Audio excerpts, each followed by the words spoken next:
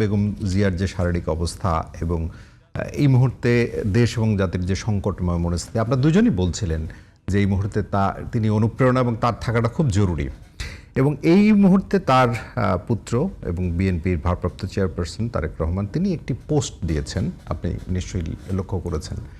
এবং এই জায়গায় মানে তার যে মানে এরকম একটা আলোচনা আছে যে তার এই মুহূর্তে দেশে থাকা, মায়ের পাশে থাকা খুব গুরুত্বপূর্ণ। এবং এই নিশ্চয়ই তিনি আসবেন, এ বিষয়ে আপনার তথ্য থাকলে বলবেন। মানে এটির কোনো প্রভাব আছে কিনা রাজনীতিতে, মানে তিনি যে এখনো এলেন না এবং তিনি নিশ্চয়ই আসবেন, যদি কোনো স্পেসিফিক তথ্য থাকে, এবং বিএনপির রাজনীতিতে এর কোনো প্রভাব আছে কিনা?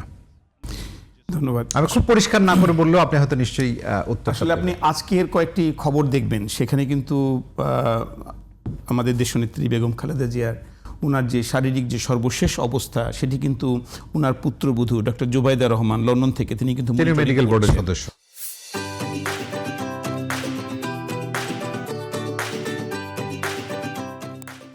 এবং মেডিকেল বোর্ডে তিনি লন্ডনের যে পার্ট, বাংলাদেশের যে পার্ট, দুটো পার্টের সাথেই তিনি কিন্তু এখানটা সেতু বন্ধন হিসেবে তিনি কাজ করছেন।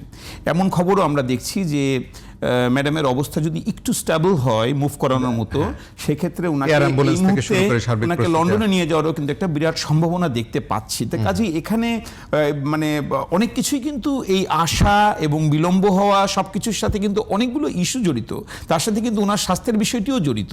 তো ওনাকে যদি লন্ডনে নিয়ে চিকিৎসা করতে হয় সেটিও হবে। তবে এখানে যেটি স্পেসিফিক যে প্রশ্নটি আপনি করেছেন, সন্তান হিসাবে, আমাদের দলের নেতা হিসাবে ওনার যেমন আকুতি আছে, আমাদের আকুতি আছে যে সন্তান মায়ের পাশে থাকবে, খুব স্বাভাবিক ব্যাপার এটি। তো এই স্বাভাবিক ব্যাপারটি কেন বিলম্বিত হচ্ছে, নিশ্চয়ই উনিও তো বলেছেন যে আমি প্রস্তুতি নিয়ে রাখছি, কিন্তু এখানে আমার একার হাতে সবকিছু নাই, এখানে অনেকগুলো ইস্যু এখানে জড়িত আছে। এবং আজকে যদি এই মুহূর্তেরও যদি আপনি গণমাধ্যমের একদম সর্বশেষ দেখেন, তাহলে সরকারের প্রেস উইং থেকে বলা হয়েছে যে তারেক রহমানের দেশে ফেরার ব্যাপারে কোনো রকম আইনি বিধিনিষেধ নেই, এটি উল্লেখ করা হয়েছে এই মুহূর্তে। যদি আপনি আমি আপনার সাথে একমত।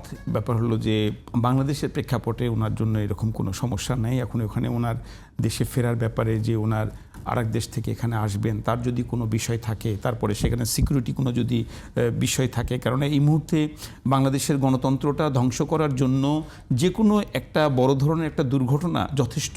তো সেই বড় ধরনের দুর্ঘটনার কিন্তু মূল বিষয়টি এখন ওনাকে নিয়ে আবর্তিত হচ্ছে, যেহেতু উনি সবচেয়ে বড় দলের নেতা এবং আগামীর গণতন্ত্রে ওনার যে ভূমিকা থাকবে সেটি অনস্বীকার্য, বাংলাদেশকে একটি ধারায় নিয়ে যাওয়ার জন্য। তো সে জায়গাতে ওনার যে অবস্থান, সেই অবস্থানটা সবসময় খুবই ঝুঁকিপূর্ণ। তো এখন দিন যে অবস্থায় এসে দাঁড়িয়েছে, এই সময় ওনার ঝুঁকির অবস্থানটা কতটুকু কোন পর্যায়ে আছে এবং সেটাকে মিটিগেট করার জন্য কি কি নিরাপত্তা বলয় বা নিরাপত্তা ব্যবস্থা ইতিমধ্যে সরকার বা আরও অন্যান্য জায়গা থেকে এটাকে গ্রহণ করা হয়েছে, এইসব প্যারামিটারগুলোর পর্যালোচনা করেই তো ওনারা সিদ্ধান্ত নেবেন। তো আমার মনে হয় যে এই বিষয়টি নিয়ে আমরা যত বেশি কথা বলবো, তত হয়তো এই বিষয়টি নিয়ে হয়তো ভিন্ন ব্যাখ্যা যাবে।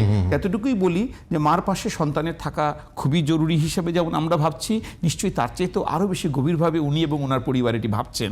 তো ঠিক উপযুক্ত সময়ে সবকিছুর সমন্বয় করেই উনি আসবেন ইনশাআল্লাহ। এবং ততক্ষণ পর্যন্ত আমাদের সবকিছুরই পরিবেশ পরিস্থিতি আমাদের পর্যবেক্ষণে রাখা উচিত। আর তারপরে যদি ইমিডিয়েটলি ওনাকে যদি বাইরে যেতে হয়, তো সেখানে তো বাইরে থেকে ওনাকে রিসিভ করানোর বা ওদিকের সমস্ত ব্যবস্থাগুলো করাও তো সময়টি হয়তো যদি খুব দ্রুতই হয়ে যায়, তাহলে তো সেটিও অবশ্যই কাজে লাগবে ইনশাআল্লাহ।